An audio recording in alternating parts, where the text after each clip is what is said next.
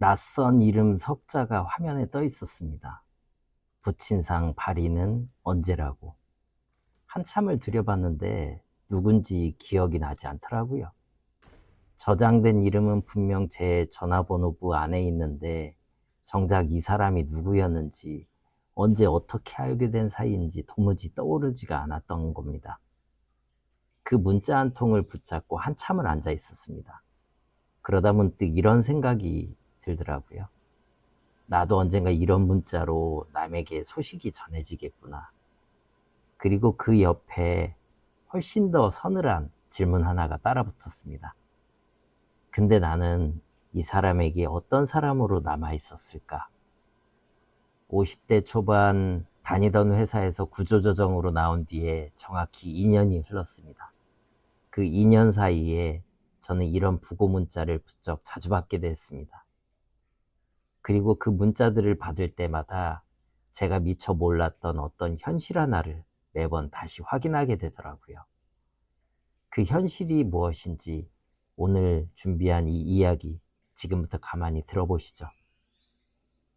주변에서 50세 전후로 회사를 나온다는 얘기 다들 한 번쯤 들어보셨을 겁니다. 저도 남의 일인 줄 알았어요. 근데 그 순간이 저한테도 예외 없이 찾아오더라고요. 정확히 50살이 되던 해였습니다. 나름대로 준비는 했습니다. 자격증도 따두고 관련 책도 틈틈이 봤어요. 근데 머리로 아는 것과 몸으로 겪는 건 완전히 다른 문제더라고요. 마지막 날 오랜 기간 동안 앉아있던 책상을 비웠습니다. 손때 묻은 짐을 상자 하나에 담고 회사 문을 나서는데 그 문턱을 넘는 순간 막막함이 왈칵 쏟아지더라고요. 내일부터 갈 곳이 없다는 것, 또 매달 꼬박꼬박 들어오던 월급 통장이 이제 멈춘다는 것, 그게 현실로 다가오니까 가슴이 덜컥 내려앉았습니다. 그런데 이 막막함이 나중에 돌아보니까 전혀 예상하지 못했던 길로 저를 데려가더라고요. 그때는 상상도 못했습니다. 제가 안전모를 쓰고 남의 집 현관을 드나들게 될 줄은요. 저는 그 막막함을 인생의 끝이 아니라 출발점으로 삼기로 마음먹었습니다. 25년 몸에 익은 넥타이와 셔츠를 벗어던지고 완전히 낯선 기술 분야에 뛰어들었죠. 지금은 2년 차를 지나며 제대로 자리를 잡아가고 있습니다. 걱정이 없었던 건 아닙니다. 아이들을 늦게 낳은 편이라서 아직 학비며 생활비며 아빠로서 짊어져야 할 무게가 묵직하게 남아있으니까요. 근데 그 경제적인 부담보다 더 묘하게 마음을 흔드는 건 따로 있었습니다. 아이들과의 거리였죠. 어릴 땐 퇴근하고 문만 열면 아빠 하고 달려들던 녀석들이었는데 지금은 고등학생이 되고 자기들 세상이 생기면서 대화가 점점 줄어들더라고요. 한 집에 살고 있는데도 문득 혼자 남겨진 것 같은 외로움이 찾아올 때가 있습니다. 그래서 이제는 마음을 좀 내려놓기로 했습니다.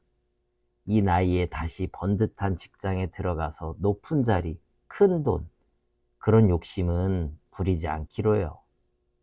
그저 지금 형편에 맞게 매일 조금씩 새로운 걸 배우는 그 과정 자체를 즐기기로 한 겁니다.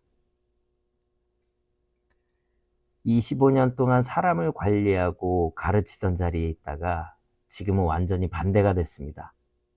다시 밑바닥부터 하나하나 배우는 입장이 된 거죠. 불과 2년 전만 해도 저는 회사 재무팀을 책임지는 임원이었습니다. 그런 제가 지금은 남의 집 바닥에 무릎을 꿇고 저보다 15살은 어린 과장님한테 고개를 숙이면서 기술을 배우고 있습니다. 그 과정에서 자연스럽게 스스로를 낮추는 법을 배워가고 있죠. 가장 적응하기 힘들었던 건 세대 민원을 처리할 때였습니다. 전혀 모르는 남의 은밀한 주거 공간에 직접 들어가야 하니까요. 홈패드가 안 된다고 해서 가보면 문을 열자마자 숨이 턱 막힐 정도로 오래된 냄새가 진동하는 집도 있고 발 디딜 틈 없이 잡동사니가 그대로 쌓여 있는 집도 있었습니다.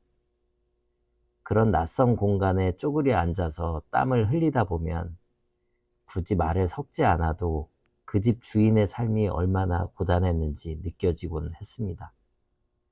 아, 세상엔 이렇게 다양한 방식으로 살아가는 사람들이 있구나. 머리를 한 대 맞은 기분이었을까요? 예전 사무실 책상 앞에만 앉아 있을 때는 절대 몰랐던 가공되지 않은 진짜 세상을 매일 마주하고 있는 셈이죠. 현장 일을 시작하면서 수입이 예전보다 많이 줄었습니다. 신기한 건 수입이 줄어든 만큼 인간관계도 자연스럽게 함께 줄어들더라는 겁니다. 돈을 덜 벌게 되니 비싸고 잦은 모임에 나가는 게 주춤해지고, 자존감이 조금 낮아지다 보니 예전처럼 먼저 살갑게 연락하는 일도 뜸해졌죠. 왕성했던 사회생활이 어느새 집 주변으로 좁혀졌습니다. 처음엔 휴대폰이 온종일 조용한 게 쓸쓸하고 슬펐습니다. 내가 인생을 잘못 살았나? 내 곁엔 왜 이렇게 사람이 없나? 이렇게 생각을 했죠. 한 번은 예전 직장 동료 모임에 나갔다가 조용히 자리를 뜬 적이 있습니다. 다들 누가 승진이 됐네, 누가 안 됐네, 불만이 뭐네, 이런 얘기를 하는데 저만 관심이 없었고 입이 떨어지질 않더라고요. 요즘 뭐하고 지내? 하고 누가 물으면 그냥 이것저것 하고 있다라고 얘기하고 말았습니다. 근데 이제 생각을 고쳐먹었습니다. 이건 내 문제가 아니라 나이 들고 직장을 바꾸면 누구나 한 번은 겪어야 할 인생의 자연스러운 계절 변화 같은 거니까요. 요즘은 인맥을 유지하던 시간과 비용을 온전히 저 자신과 가족을 위해 씁니다. 스마트폰 메모 앱에 생각날 때마다 소박한 버킷리스트를 적어두는데 세계 일주나 외제차 같은 거창한 목표는 하나도 없죠. 예를 들면 이런 겁니다. 쉬는 날 동네 전통시장에 가서 기름 냄새 고소한 파전 한 장에 시원한 막걸리 딱 한 잔, 그리고 알딸딸한 취기를 느끼면서 해 저무는 골목길에 집까지 자전거를 타고 오기. 정말 소박하죠? 근데 예전에 바쁘게 회사 다닐 땐 돈이 있어도 마음의 여유가 없어서 절대 누리지 못했던 진짜 저를 위한 밀도 높은 행복입니다. 목록에 하나씩 줄을 그으면서 지워나가는 그 재미도 요즘 제가 가장 소중히 여기는 시간 중에 하나입니다. 부고가 온 이후에 문자는 계속 왔습니다. 상주분들이 경황이 없다 보니 휴대폰에 저장된 번호로 다 보내시는 경우가 많잖아요. 그러다 보니 10년, 20년 동안 단 한 번도 연락하지 않았던 이름조차 가물가물한 인연의 부고를 받는 일도 계속 생기더라고요. 한 번은 정말 낯익은 이름이 뜬 적이 있습니다. 예전 회사에서 같이 야근하면서 라면 끓여 먹던 동기였습니다. 승진턱을 낸다고 같이 소주를 마시던 얼굴이 떠올랐는데 정작 최근 몇 년 동안은 명절 안부 문자 한 번 제대로 나눈 적이 없었습니다.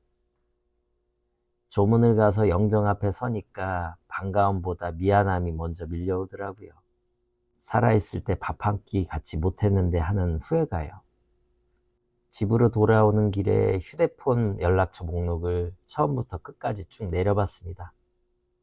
400개가 넘는 번호 중에 지금 당장 전화를 걸어서 편하게 안부를 물을 수 있는 사람이 몇이나 될까 세어봤어요. 채 20명이 안 되더라고요.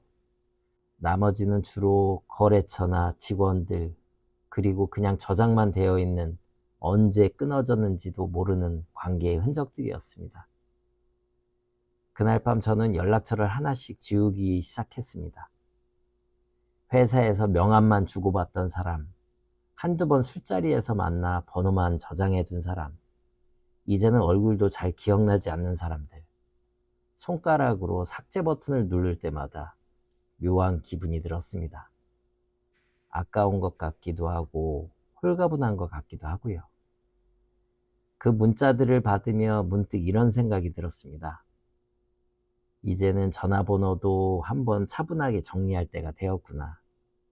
굳이 이어지지 않을 끊어진 인연을 미련하게 붙잡고 있기보다는 담백하게 비워내는 것이 남은 인생을 더 가볍고 건강하게 사는 방법이라는 확신이 들었습니다. 번호를 지우고 나니 연락처 목록이 눈에 띄게 짧아졌습니다. 근데 이상하게도 마음은 더 가벼워졌습니다. 400명 중에 20명이 아니라 20명이 제 전부라는 걸 인정하고 나니까 오히려 그 20명 한 명 한 명이 더 소중하게 느껴지더라고요. 지금 한창 사회생활의 정점에서 왕성하게 활동하시는 동년배분들 눈에는 제 이런 모습이 전혀 이해가 안 갈 수도 있을 겁니다. 나이 50 먹고 무슨 노인도 아니고 벌써부터 기가 죽어서 저러고 사나 이렇게 혀를 차실지도 모르죠. 이해합니다. 저도 그 자리에 있을 때 미처 몰랐으니까요. 근데 먼저 겪어보니 알겠더라고요. 준비 없는 상태에서 갑자기 모든 기반이 바뀌면 그 충격은 상상 이상으로 큽니다. 매일 가던 일터가 사라지고 직함 찍힌 명함이 없어지고 영원할 것 같던 사람들이 하나둘 멀어질 때 느끼는 그 상실감, 사람을 참 무기력하게 만드는 거거든요. 인생의 겨울바람은 생각보다 예고 없이 그리고 매섭게 찾아옵니다. 그 바람에 부러지기 전에 지금부터 조금씩 나를 낮추는 연습을 해두는 게 낫습니다. 손에 꽉 쥐고 있던 복잡한 관계와 불필요한 자존심을 미리 조금씩 정리해 두는 것. 그게 다가올 인생의 후반전을 큰 상처 없이 맞이하는 어쩌면 가장 현명한 방법이 아닐까 싶습니다. 화려하지 않아도 남에게 보여줄 만한 것이 없어도 괜찮습니다. 내가 먼저 낮아지고 주변을 비워내야 그 자리에 비로소 진짜 나를 위한 소박한 행복들이 채워지는 거니까요. 그날 밤 받았던 부고 문자 한 통이 결국 저한테 가르쳐 준 건 그거였습니다. 지금까지 아제이슨이었습니다.